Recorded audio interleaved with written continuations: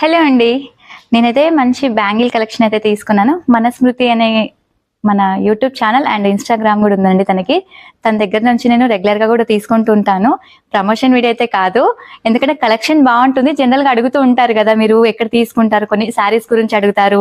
And bangles, neck sets గురించి అయితే అడుగుతూ ఉంటారు గదా! చూయిద్దామనేసి. కలెక్షన్ బావుంటుంది. ఎవరైనా కావాలనుకుంటే మాత్రం తప్పకుండా తీసుకోండి. నేను బ్యాంగిల్స్ బుక్ చేశాను ఇలా.